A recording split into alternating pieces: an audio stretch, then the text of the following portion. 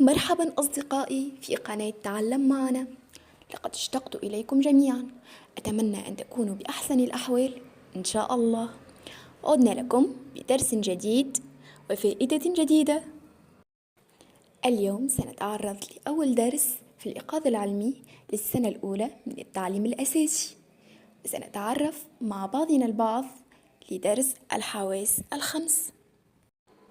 أولا، حاسة البصر. العين هي عضو الإحساس بالبصر. للإنسان عينان يميز بهما بين الألوان والأشكال وكل الأشياء الكبيرة والصغيرة والأجسام المتحركة والثابتة. لتكون عيناي سليمتين علي بحمايتهما وتجنب كل ما يلحق بهما من ضرر. ثانيا، حاسة السمع. الأذن هي عضو حاسة السمع.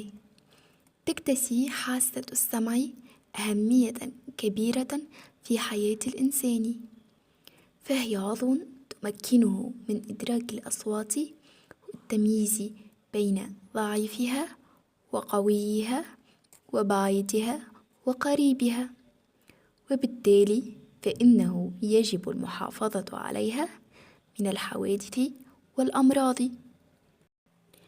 للمحافظة على الأذن ينبغي علينا اتباع القواعد الصحية التالية: الذهاب إلى الطبيب عند الشعور بألم، تنظيف الأذنين بأعواد القطن المعقم.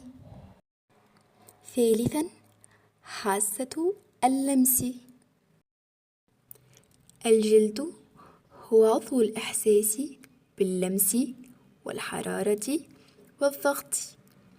بالجلد يميز الإنسان بين الحار والبارد والدافئ، وبين الناعم والخشن، وبين السميك والدقيق. كما يستطيع بواسطته أن يدرك الأشكال وكل أنواع الضغوطات المسلطة عليه من ثقل ووخز.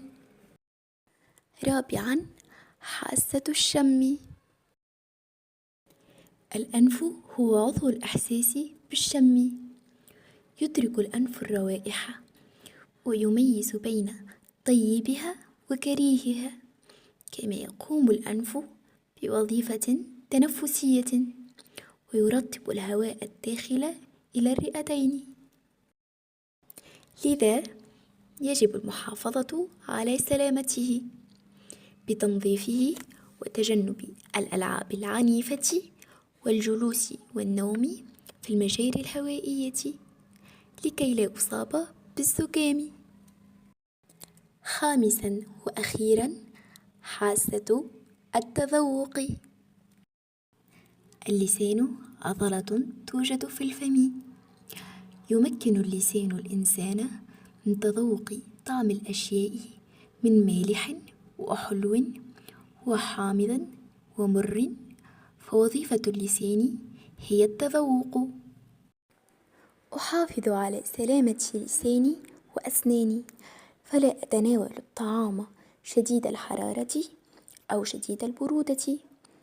أحرص أيضا على نظافة فمي وأسناني. ومع الأسف أصدقائي، أنهينا درس اليوم. أتمنى أن يكون قد نال إعجابكم واستفدتم منه، وفضلا وليس أمرا أن تدعموني بالاشتراك في القناة والإعجاب بالفيديو تقديرا على مجهوداتنا ودعمنا على المواصلة. إلى اللقاء.